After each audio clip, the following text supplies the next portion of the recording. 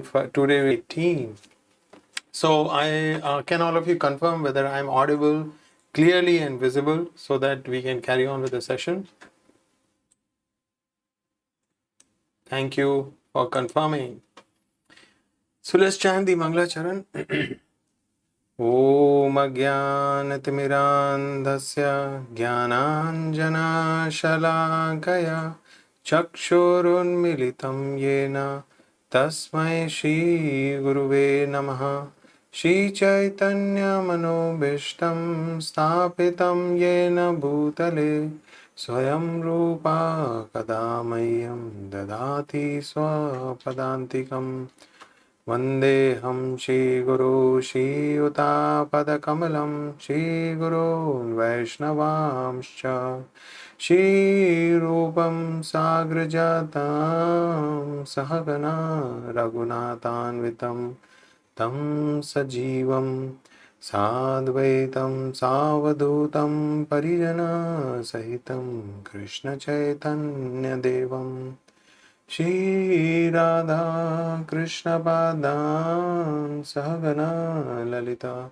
Shri Vishakhan Vitamsha He Krishna Karuna Sindhu Dinabandhu Jagatpate Gopesha Gopika Kanta Radha Kanta Namastute Tapta Kanchana Gaurangi Radhe Vrindavaneshwari Vrishabhanu Sute Devi Pranamami Haripriye Vancha Kalpatarubhyascha Kripa Sindhu Vaevacha Patitanam Bhavanebhyo Vaishnavebhyo Namo Namaha Shri Krishna Chaitanya Prabhu Nityananda Shri Advaita Gadadhar Shivasadi Gaura Bhakturinda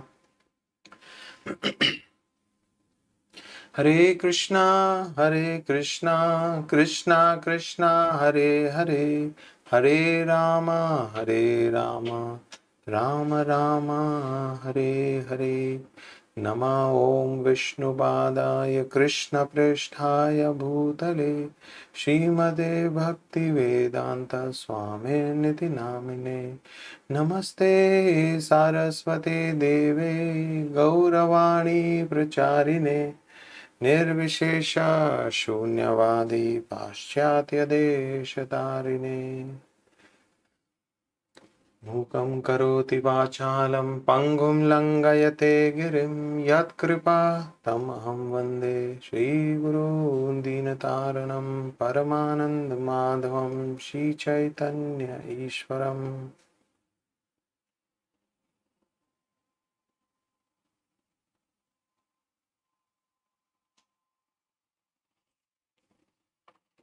So I welcome you all to this Gita Mastery Course, and as usual we'll begin with Gita Rewind, and I'm sharing this poll with you.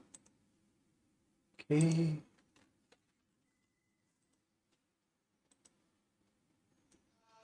So just a small warning, the past two batches, they have not performed very well, and especially questions, even the first question, question 4, question 5, and I think question number 6. Some of these questions they found tough, not got the answer. So you can also refer to your notes if you want to, but you have time only for 3 minutes to complete this quiz.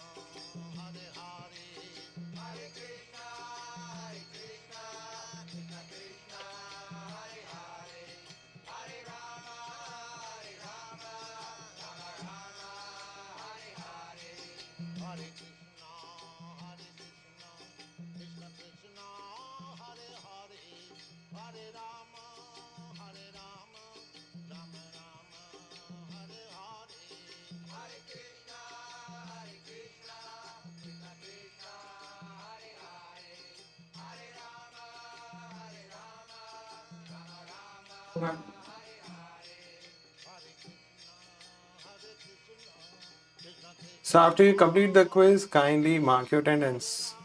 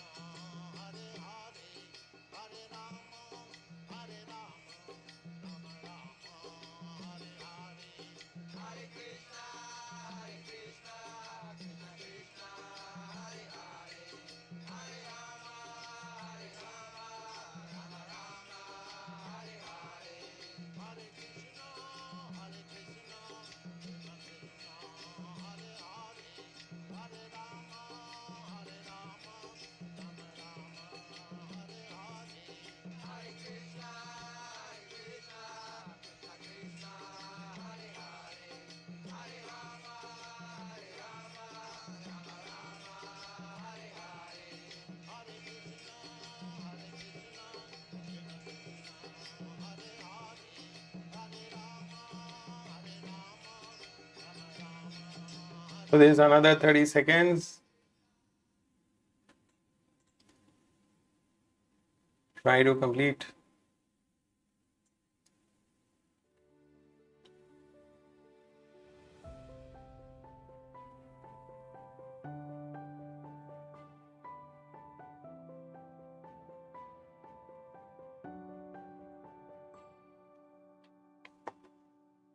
Hare Krishna, Krishna Krishna, Hare Hare, Hare Rama, Rama Rama, Hare Hare.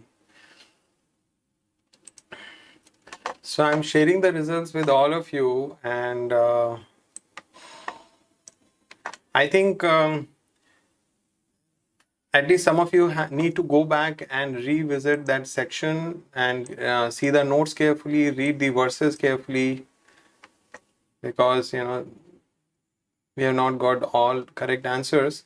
So let's look at the first question. How many factors are involved in the accomplishment of any action? And this we saw right in the second section.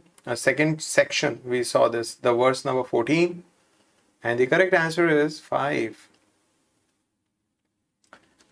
Question 2. Durmati in chapter 18 refers to one who does not take into account the other two, especially the Supreme Lord. Option A is the right option. Question 3. One whose intelligence is not entangled is not bound by his actions. Option 3 is the right option for question 3. Question 4.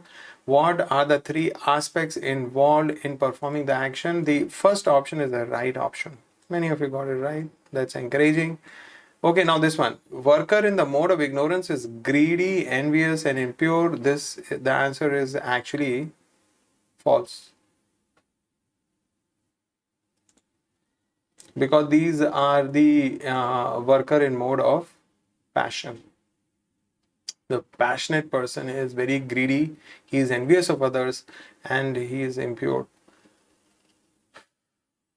Okay, question 6. Getting attached to one type of work as all in all is the knowledge of one who is in mode of, and the correct answer is ignorance. He's just attached to one type of work and he doesn't really understand anything beyond that. That's the worker in worker in mode of ignorance. Question 7. Action performed with great effort to gratify his senses is in mode of passion. Yes, most of you got it right. Question 8. Determination of one in the mode of goodness. First option is the right option, is unbreakable, sustained by yoga practice. Question 9. One whose determination is motivated by fruitive results is the one in the mode of passion. That's also correct. Second option. Last question. Poison in the beginning, nectar at the end, is the happiness of one in the mode of passion. The right answer is false, because this is the happiness in mode of goodness. So I don't know how many of you got it right. Like to share?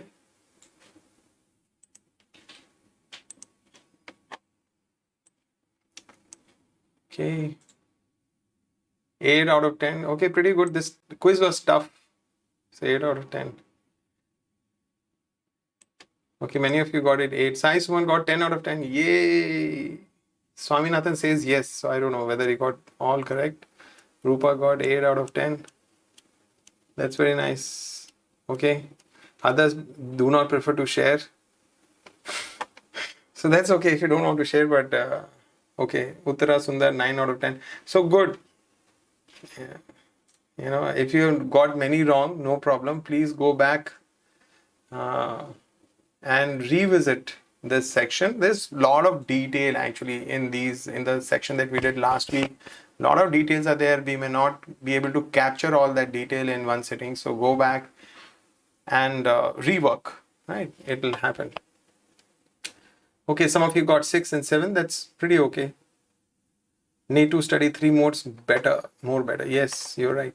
Okay, so coming back to this session, and so we had completed the modes control all. That was the last verse of the previous section, where Krishna says everybody within this material world, whether it is humans or devatas or anyone else, is all governed by the modes of material nature.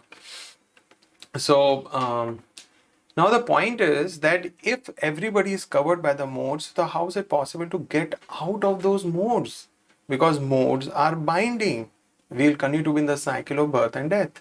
So here, purification through prescribed duties, in this particular section from 41st to 48th verse, Lord Krishna will begin to describe that how, by following the Varnasrama system, one can actually gradually get out of this, the influence of the modes, by regulated service of the Lord. So let's get into this section. Brahmana Kshatriya Visham Shudranam cha Parantapa Karmani Pravibhaktani Swabhava Prabhavai Gunahi.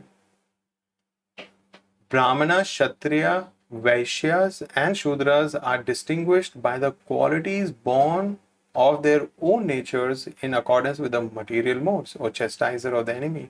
So first thing Krishna is making clear that these 4 distinctions, 4 different varnas which are there, they are based on the qualities that these people are born with. It is their natural swabhav.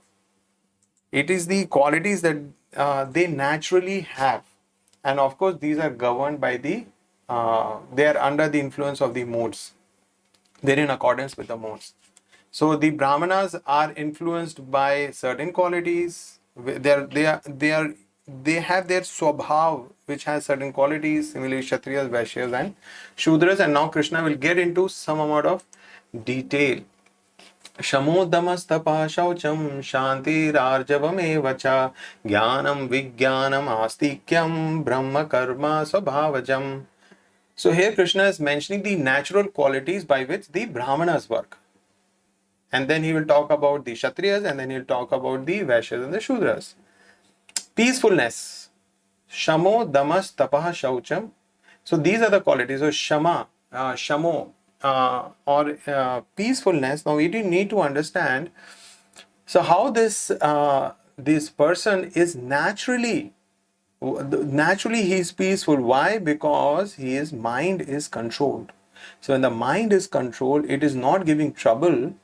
The person is peaceful. Actually, when we see externally and the person is troubled, actually because his internals are troubled, therefore he is manifesting as a troubled personality outside. The mind is troubled, the externally also the person will appear troubled, but this person is very peaceful because his mind is under control. Damas means that his senses are completely controlled. He is not letting his senses engage in sense gratification. So his senses are under control. Therefore, his second quality is self-control. Tapa, he is austere, right? He lives an austere life. He does not live life of sense enjoyment and luxury and so much of gratification. No, he lives an austere life. Austerity of body, mind, and words. So these are the three austerities which he follows: of the body, of the mind, and the words, which we saw in the previous sections, previous chapter. And then we have the shaucham. Shaucham means cleanliness or hygiene. This also point has come many times. So how we are clean externally. At one place Prabhupada was saying take bath 3 times, and then he said at least once take bath. So external hygiene, internal hygiene, by remembering Pundarikaksha.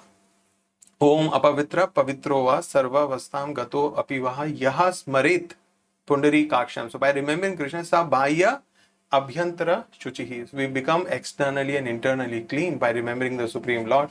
And then comes Shantir, which is explained as tolerance. So how is the person, Shanti is being translated as tolerance. So when one knows that Krishna is the supreme controller and everything is happening under his guidance and superintendence, so he accepts everything as a personal perfect arrangement of the Lord, and therefore he is able to tolerate whatever he meets. He understands that I have done so much in my life, in this life, in the previous life, and the reactions must come. I am accountable for my actions, so I must face them. So when something happens, he accepts it as his past karmic reaction. He accepts it as an arrangement of the Lord, and therefore he is very tolerant. Arjavam means that he is very honest. He is not duplicit. So sometimes we'll see people, of course, we may have some people, similar, that kind of people in our family or in our friends, or we may have met such people. They're very cunning. At any opportunity, they try to cheat. And sometimes they tell us that how they have cheated others. So Arjava means the Brahmanas, their natural quality is that they are not like that. They are very honest, no duplicity. They are very simple, and they don't have this tendency to cheat. And then we have Jnanam and Vijnanam. They have the transcendental knowledge, the scriptural knowledge, and they also live their life by those principles. So they have practical wisdom. They live those scriptures. They have practical experience of living those spiritual principles. So they are very wise. Vijnanam, they have practical experience, and Astikyam, they have complete faith in the scriptures. They accept Vedas as truth. And that is why that is called Astikyam, or religiousness. That is why at least in Hindi, I don't know about other languages, but this word is there, Astik and Nastik. Astik means one who's a believer, Nastik means who's not a believer, but I guess we had a very superficial understanding. But Astik means one who accepts Vedas as absolute truth. So that person is Astik. Brahma, Karma, Subhavamja. So these are the natural qualities by which the Brahmanas work. And so these this is an enumeration of the qualities of a person who is predominated by mode of goodness. So you can take a screenshot. Is peaceful, self-control, austerity, purity, tolerance, honest, knowledge, wisdom, and religiousness. So these are 9 qualities with which the Brahmana works. And now let's get to the qualities, natural qualities of a Kshatriya. Shauryam, tejo dhritir daksham yuddhe chapi apalayanam danam ishvara bhavascha shatram karma subhavam jam. So here the qualities of the Kshatriyas are mentioned. Shauryam, hero. He is heroic, not like a movie hero. That, when it comes to fighting, some double will come and they will do the stunt sequence, and the hero will sit in one chair. So Shaurya means they are heroes in real life. Tejo, which means they have great power, they have physical strength, and they have great amount of mental strength. Also Dhriti, they are very determined to follow the path and protect dharma. They are very, very determined in that regard. They are Dakshan, they are very resourceful, right? So administrators and ruling class, they're very resourceful. How to get things organized, they're very resourceful in that. Yuddhe chapi apalayanam. So when it comes to war, they never show their back. They never turn their back. So they do not flee, which means they're very, very courageous. Natural quality of a Kshatriya. Danam, they're very charitably disposed. They give charity. And Ishwar Bhava, they're natural leaders. So sometimes you will notice when children are playing, 1 or 2 of them will be like, they are the ones who organize, and they are the ones who lead naturally.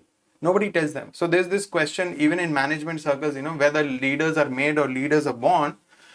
Well, some leaders are born. So they are natural qualities with which the Kshatriyas work. So heroism, power, determination, resourcefulness, courage in battle, generosity, leadership, these are all the attributes or qualities naturally occurring in a Kshatriya. And here, Kshatriya is predominated by mode of passion, as that's the primary mode. The secondary mode is goodness.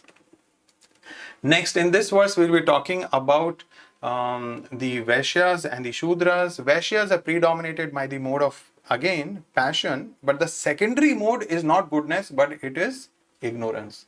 And the Shudras are in mode of ignorance. And the Shudras are in mode of ignorance, but they have a secondary mode of passion. So that's how we can understand. Okay. Krishi Gorakshya Vanijyam Vaishya Karma Swabhavajam Paricharyatmakam Paricharyatmakam Karma Sudrashyapi Swabhavajam. So what are the activities of the Vaishya, Krishi, Gorakshya, Vanijya? So they engage in agriculture, protecting the cows, and trading whatever produce they have, whatever excess they have, they trade in that. And then what about so farming, cow protection, business are the natural work for the Vaishyas, and for the Shudras there are labor and service to others. So again, if it comes to these activities, these are natural. It is not that they're forced to. So these people, they are naturally comfortable in doing these kinds of activities or work.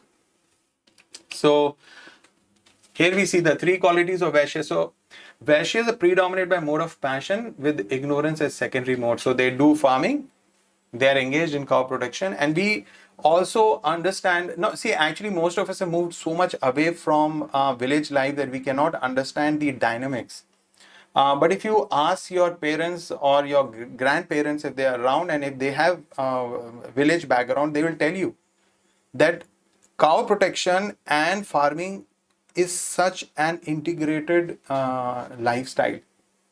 the earlier, now everybody has tractors and other things, but earlier the cow dung will work as manure, the cow milk will work as nutrition, and the bulls will be uh, the tractors for the farmer. So actually the bulls were considered as father. The bull was given the respect of a father, because the bull will help to grow the food, and cow was given the respect of a mother, because she would give us milk. And so the cow protection and taking care of the cows and farming was just very natural to go with each other, and whatever excess produce was there, they would trade in them. And then we have the qualities of the Shudras. So they are predominated by mode of ignorance, and passion is their secondary mode. So they are engaged in labor work. So we will see it is not actually in India this whole system is so corrupted, and it is seen with those eyes, and therefore there is so much of anguish between the upper caste and the lower caste, and the lower caste feels that they have been exploited, not only now but from ages they have been exploited by the upper caste, and they've been looked down upon. But actually Krishna says that there is no up or down. We need to understand that these are all activities that are born of the qualities which that person is born. So if somebody is born in mode of ignorance with some passion in it, so then they will naturally take up this kind of work. It is not that it has to be pushed onto them. They will be comfortable doing this. So I have tried to if you look at these colors, goodness, passion and ignorance is yellow, red and deep dark blue. Ignorance almost blackish. So if you were to look at these circles, right, so there is one error here. But if you look at here, so here we look at the a person who has predominated with mode of goodness, so this is more Brahminical. Here we see a person in mode of passion, primary, but secondary he also has some goodness in it, so this is Kshatriya. And then we have the Vaishyas, so there is an error here. So they are also having predominance of passion. So red circle should be up and the blue circle should be in the back. So they are predominated by passion, and they have secondary as ignorance. And here, so this whole section is incorrect. In the mode of, for the Shudras, the primary mode is ignorance, but they should have a red circle here. So actually this particular, describes the Shudras. So they have predominance of ignorance, but they have some passion in them. So Vaishyas would mean that there is this blue circle and on the top there is a red circle. So this will belong to the Vaishyas. So all this system is not a caste system. This does not mean that one who is born in a family of a Shudra is a Shudra, or one who is born in the family of a Vaishya is a Vaishya, as born in the family of a doctor is a doctor, or one born to a high court judge is naturally a judge. So as we cannot say that, similarly we cannot also conclude in this regard. So we have to see what is the swabhav of the person. And before we continue with the 45th verse, it is also significant to note for us that this has a huge implication as far as the careers are concerned. So when we have a children, and many of the times the parents are enamored by what is happening in the society at that time. Sometimes the engineers are in great demand, sometimes the doctors are in great demand, sometimes in certain states of India, all the parents, majority of the parents want their children to take up bureaucratic jobs. So they want the IS. The whole state wants every kid in the state to become an IS officer. So some states, they have that culture. So the parents try to push certain career choices on the children without seeing what are the natural abilities and qualities of the child. And same thing might have happened with us when we were young. Parents were enamored, and they said, no, you should become an engineer, no, you should try for medicine, this, that. And some of us succeed and many of us fail. We are not able to do. So it's a call. We have to stop and see. Even if we have to help others, take a career choice, we should consider these attributes and qualities. And as far as we are concerned, we should find out what qualities we are in. And probably over a period of time, if you're interested, we can plan a career shift into that, which is more aligned with our qualities. So, these Krishna has explained the Varnashram system, the people who have in certain modes and what are the prescribed duties for them. So here in this verse, Krishna is explaining about how they can gain perfection. So remember, this was the section we were discussing. Swe swe karmani abhirattaha samsiddhim labate naraha swakarma nirata siddhim yatha vindati tashrunu. By following his qualities of work, every man can become perfect. Now, please hear from me how this can be done. So, Krishna first he told what are the natural swabhav of the different people governed by the modes. And now he's saying, by following those qualities itself, they can become perfect. And now Krishna will explain how that will happen. Yataha pravattir bhutanam yena sarvam idam tatam swakarmana tam abhicharya siddhim vindati manavaha. So immediately Krishna comes to the point, by worship of the Lord. How they can, following their natural swabhav, their in particular occupations, how they can perfect? By worshipping the Lord, who is the source of all beings. Yatha pravattir bhutana. So for all the living entities have come from him. Yena sarvam idam tatam. And he is all pervading, he is everywhere. By worshipping that Lord, a man can attain perfection through performance of his own work. So let's look at few things. One, this person, whether he is a Brahmana or he's a Shudra, he's doing labor work, he's working at a construction site, or he's sweeping the floor, the road, it doesn't matter. One, he must accept and worship the Supreme Lord.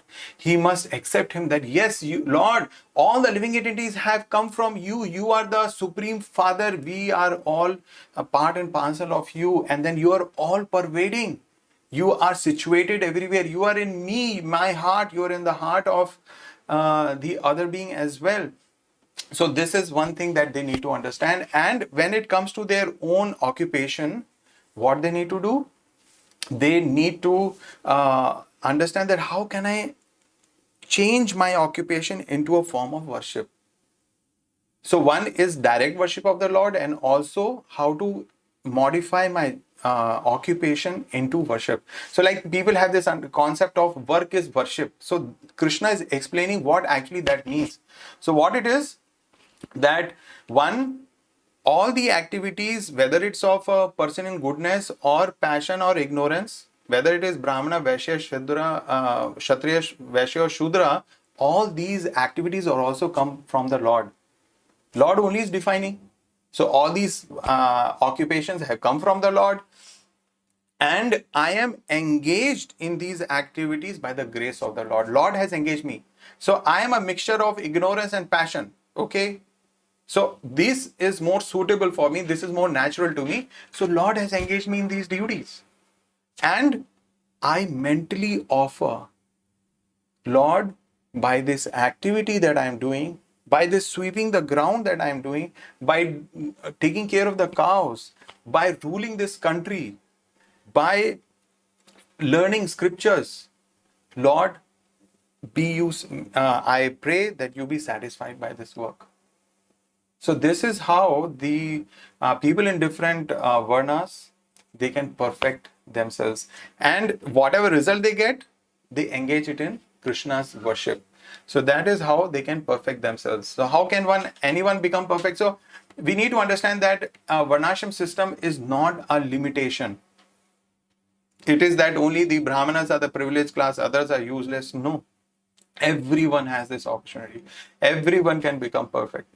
So by performing their particular duties and by offering them mentally to the Lord, that Lord, may you be satisfied with my work. That is as far as their occupation is concerned. And at the same time, they explicitly worship the Supreme Lord. You are all pervading, you are source of everything, and therefore, whatever result I'll get from my occupation, I'll engage it in your service. So this way, they become perfect. So perform your duty to render service unto him. Because I remember a lot of people asked in the beginning, I have an IT job, how do I think about Krishna when I'm doing that?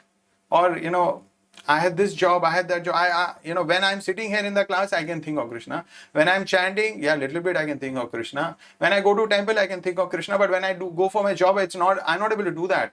Or when I'm engaged with my family and all, I cannot think. I'm not able to do that. So this section should give us a heads up on that.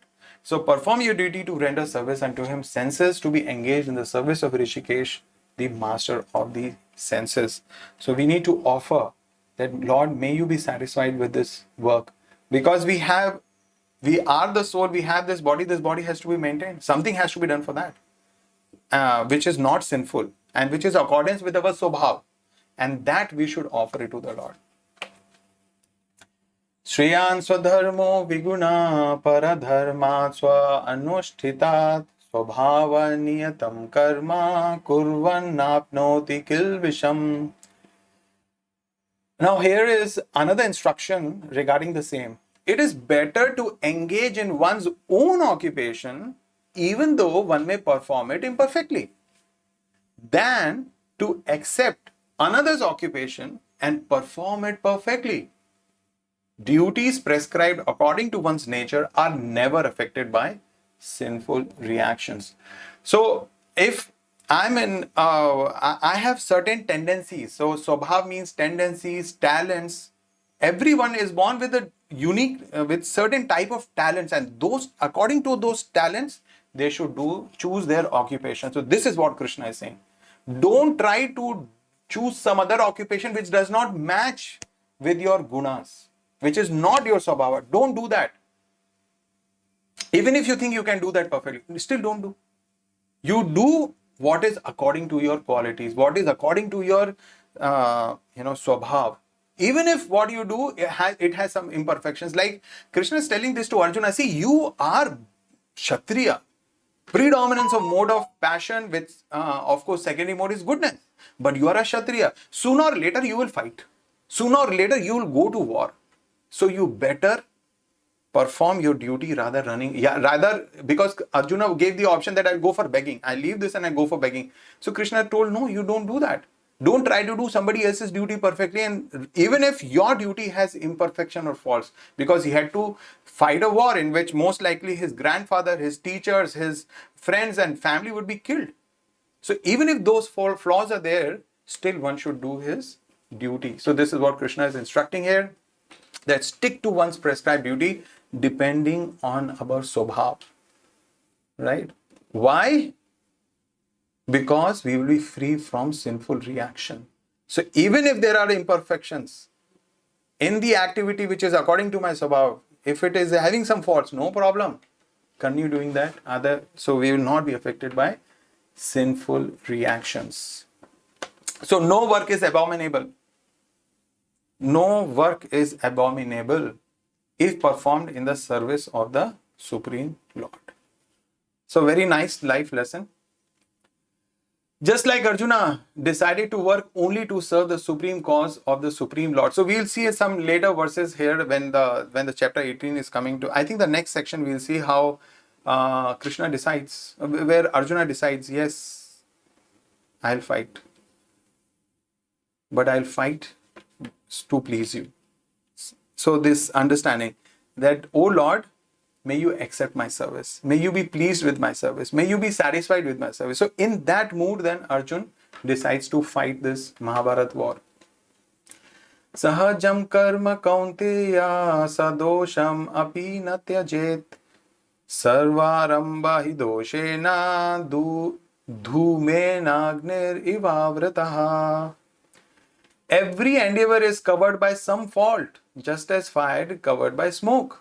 Therefore, one should not give up the work born out of his nature, O son of Kunti, even if such work is full of faults. So again, Krishna is emphasizing here, you have some Swabhav, accordingly engage in those activities which are natural to this swabha. You do those activities even if it has some faults. And then Krishna gives an analogy. So when there is fire, definitely there is some smoke. Definitely there is some smoke. But when gradually the smoke, like when we start a fire, there is so much smoke and fire is little. But if we do not lose patience and we continue to nurture that fire, gradually the smoke dissipates and the fire becomes blazing. And then we can derive all the benefit of fire, the heat and the light, right? Which means that even if my the occupation which I must do according to my swabhav may have some faults, but if I continue to do those occupational duties, all my anarthas will go away.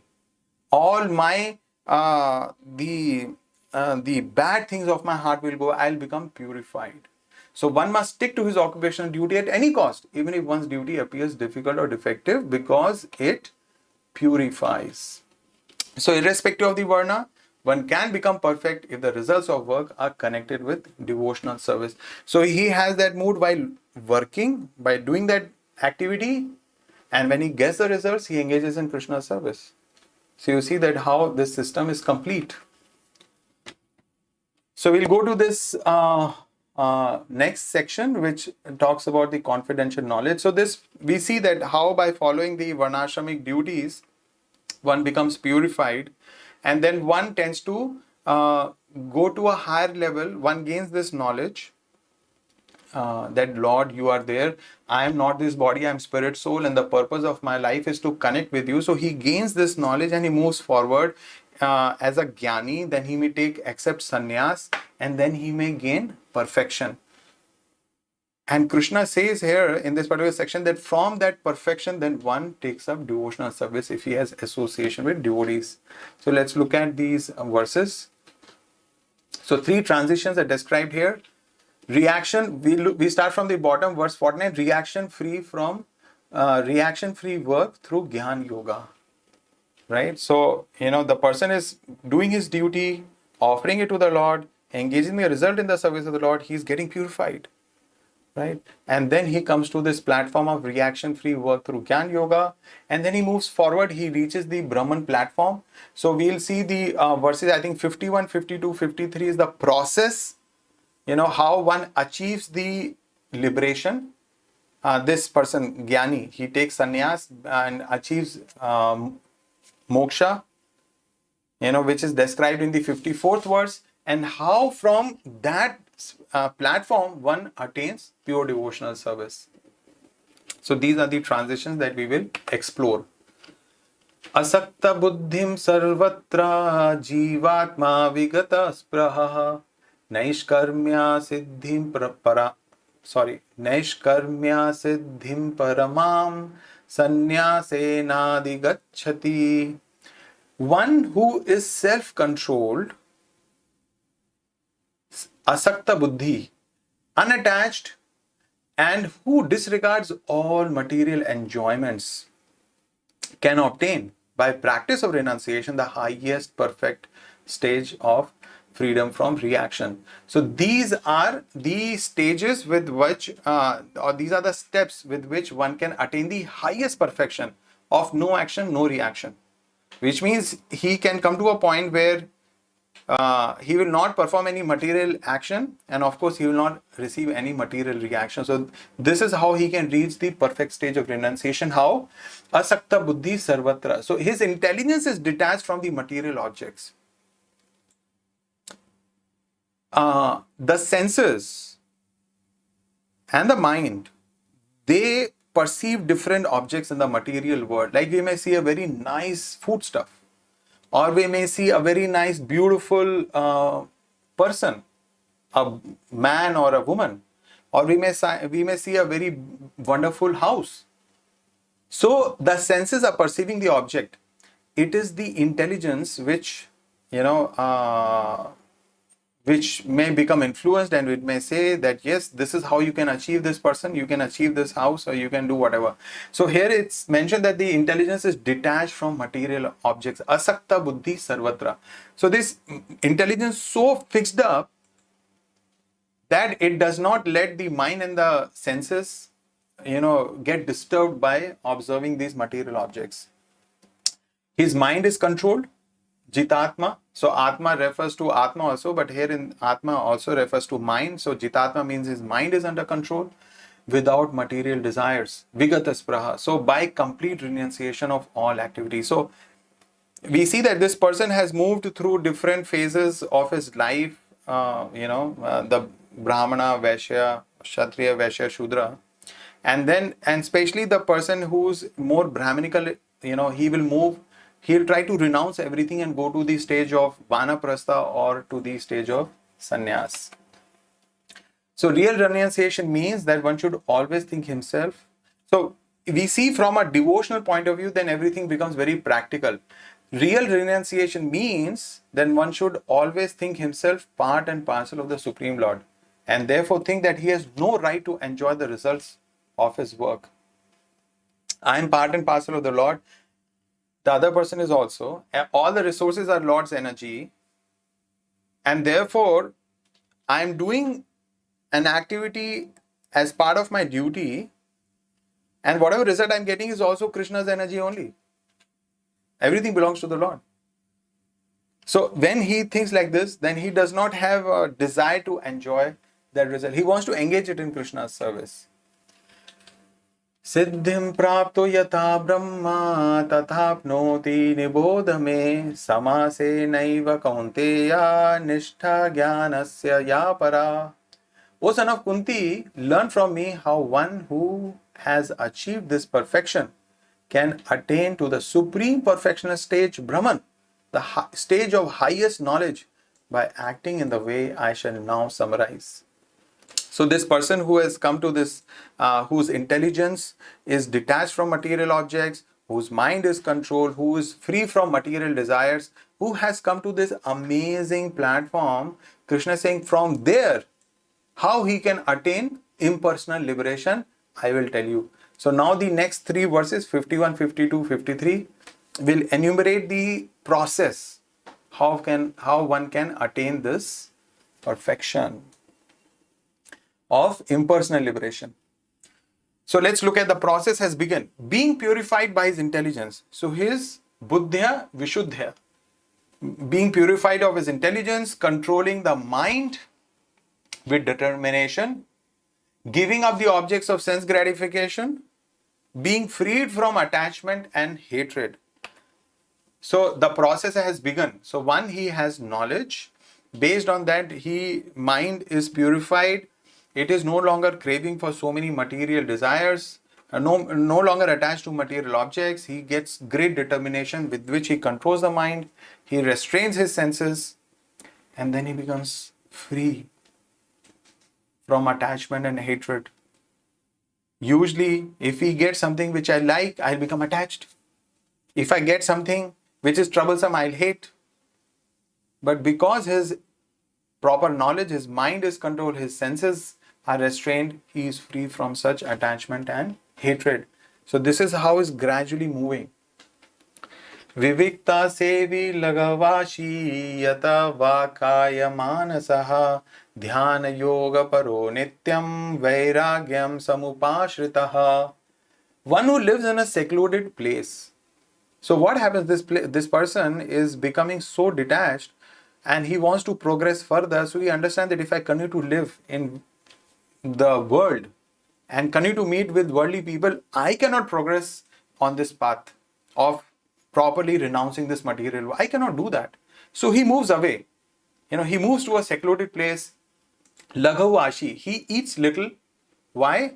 Because if he eats more, the senses will get so much energy that they would like to engage in sense gratification. So he eats little. He reduces his eating so that the senses do not have sufficient energy to jump and to engage in gratification. So he eats little.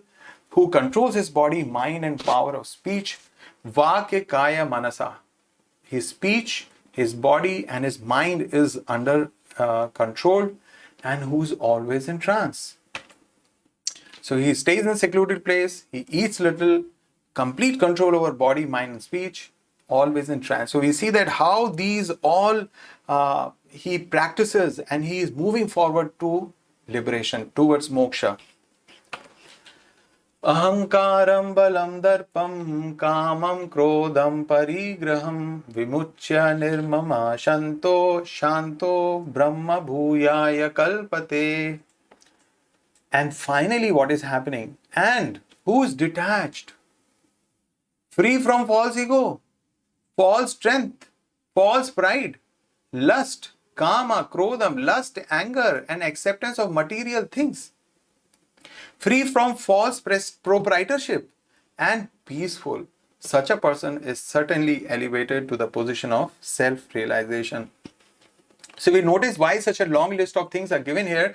Because all these things, false ego, false strength, false pride, lust, anger, acceptance of material things, false proprietorship, all of these arise from the understanding that I am the body. And this person has gone beyond that. He is beginning to gain a practical moment-to-moment realization that he's not this body. And that's why he's free from these qualities, bad qualities that arise from bodily identification. The moment I understand, I think I'm this body, all these things will manifest. And the moment I have a realization that I'm not this body, these bad qualities will leave me and go. So this is how he is moving towards liberation. And this person is always detached. And finally, he comes to the point of liberation. So 54th verse describes that Brahma Bhuta Prasannatma Na Shochati Na Kankshati Samaha Sarveshu Bhuteshu Madbhaktim Labate Param. One who is thus transcendently situated at once realizes the supreme Brahman and becomes fully joyful. Brahma Bhuta Prasannatma. He never laments or desires to have anything. Na shochati, na kankshati.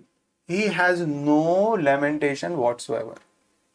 He has no desire for anything. Na shochati, na kankshati. Samha sarveshu bhuteshu. He is equally disposed towards every living entity. So this person, although living in a body, he has attained a liberated state. He is at the liberated platform. So if today his body was to go away, he will leave this material world and be in the go beyond this material world. So if he aspires for Brahma Jyoti, he will go and be situated there. Brahma Bhuta Prasannatma. He is happy, blissful, joyful. Na shochati na kankshati. And then what happens? Mat bhaktim labate param. In that state, he attains pure devotional service unto me. So this is possible if such a person comes in contact with some devotee. Then he understands, oh, beyond liberation, I can connect with the Supreme Lord and I can serve him. Right? So from in that stage, he attains pure devotional service unto the Supreme Lord. And next verse with which we'll end this session is a remarkable verse. It's a really remarkable verse. So 54th verse and 55th verse, both verses are memory verses. So you can make a note of them. And let's look at the remarkable 55th verse after this slide. So at Brahma Bhuta stage, the person is fully joyful. He never laments nor desires. He is equally disposed towards all living entities. And so he is already at Brahma Bhuta stage. At a point that he practically understands, I am soul. I am not this body. Right? So this is the, and he's completely prasannatma. He's so joyful. The joy is coming from within. Right? And then for him, the gates are open. He can attain pure devotional service. So pure devotional service includes Brahma Bhuta stage. So there's a reverse. It's a reverse engineering. So if one who's practicing pure devotional service, he's naturally Brahma Bhuta. So it's a point of contemplation and you can all contemplate in your own experience that these points, that we have been studying Bhagavad Gita for many months now, and we have been chanting the Hare Krishna Mahamantra. Some of you have been doing for many years. So if we go back to the time before we came in touch with devotees, before we came in touch with Bhagavad Gita, and now after practicing, understanding, our understanding may not be mature, our understanding may not be complete, we may not have entire knowledge, but whatever we are able to gather, whatever we are able to practice. So if in that lens, if we see, have we moved somewhat? Have we come to a point that comparatively to my past, is my na shochati na kankshati has actually manifested? I've begun to lament less. I've begun to desire less. Am I more peaceful and able to manage difficulties and tragedies in my life? Right? So if we'll contemplate that, then we'll notice that actually pure devotional service, as we become more and more mature in this, naturally Brahma Bhuta stage is included. It's a byproduct of pure devotional service. How one achieves Brahma Bhuta stage? By mercy of Lord Chaitanya, who appeared just to preach the process pure devotional service. Hare Krishna, Krishna Krishna, Hare Hare, Hare Rama, Rama Rama, Hare Hare. So every morning we have 6 o'clock, 6 a.m. Japa group, and I request you to at least experience that. Even if you're chanting few rounds, if you're chanting 16 rounds, try to join and experience. So when we all get together with one intent, that we will chant nicely. So when we chant less number of rounds, Prabhupada would always encourage to focus on quantity. 2 rounds, okay, try to chant 4. 4 rounds, okay, try to chant 6 or 8. So till the time we come to 16, focus is on quantity. But when we are chanting 16 rounds, our focus should shift, and we should see that how we are chanting properly and nicely. And during the entire Damodar month, we went through various letters of Srila Prabhupada, and we saw how Srila Prabhupada is encouraging his disciples that, one, not to reduce your number of rounds, and second, try to be very attentive while chanting.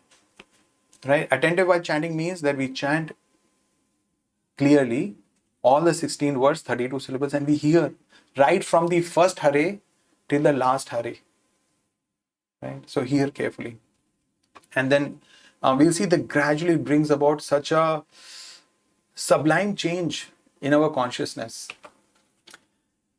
So this is the beautiful, amazing verse which I was talking about, the 55th verse, the memory verse. Bhaktya mam abhijanati yavan yaschasmi tattvataha tato mam tattvato gyatva vishade tad anantaram. One can understand me as I am, as the Supreme Personality of Godhead, only by devotional service. Bhaktya mam abhijanati. You want to know me? God is saying, Krishna is saying, you want to know me? If you want to know me, practice devotional service. There is no other way. Krishna did not say, karma mam abhijanati. No, karma yoga he didn't say. Jnana mam abhijanati. Yoga, ashtang yoga mam abhijanati. Krishna is not saying, he's saying, bhaktya mam abhijanati. So although Krishna has explained all the yoga systems, but here Krishna is saying, all that is okay, but if you want to know me, then you have to practice devotional service. That is the only way you can approach me. So karma yoga, if you want to gain liberation also, or if you want to approach Krishna, karma yoga has to have some elements of bhakti. Gyan yoga, if Jnani wants to attain liberation, some devotional activity he has to do. Same is with yoga also, Ashtanga yoga. Otherwise it is not possible. It is impossible. So, if one can understand me as I am, as a Supreme Personality of Godhead, only by devotional service. And when one is in full consciousness of me, yavan just chasmi tattvata, when one knows me in truth, tato mam tattvato gyatva, by such devotion, vishate tad anantaram, he can enter into the kingdom of God. Vishate tad anantaram, then he enters me. So we can understand as me, but we understand that me means we enter into the kingdom of God. So Krishna gives, Srila Prabhupada gives 2 beautiful analogies. So when there is a river which is meeting the ocean, so impersonally say Like the river meets the ocean, the identity is finished.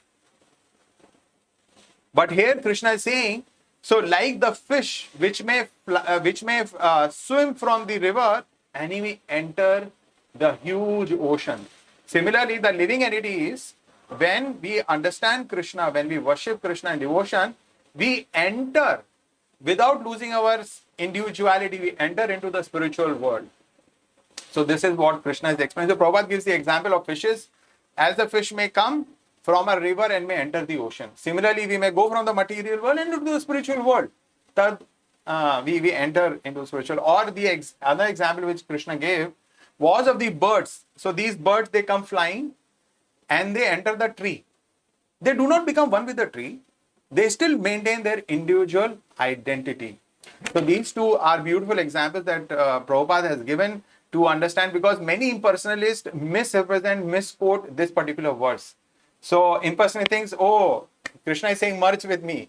But we know from the Vaishnava Acharyas, from Lord Chaitanya, it is no merging. That Krishna rejected, that idea of merging, Krishna rejected in the second chapter. Then how will he say this here? So the person has said that this is how the devotee enters my supreme abode. And what does the devotee do by entering the supreme abode of the Lord? He connects with the Lord. He continues his service. Whatever he is doing here, he'll continue to do in the spiritual world. He worships the Lord as his menial servant, or he may act, or he may serve the Lord as his friend, or as his parent, or as his lover. So pure bhakti yoga is the only way, now and in future. So to understand Krishna and enter into his abode, we have to practice pure bhakti yoga.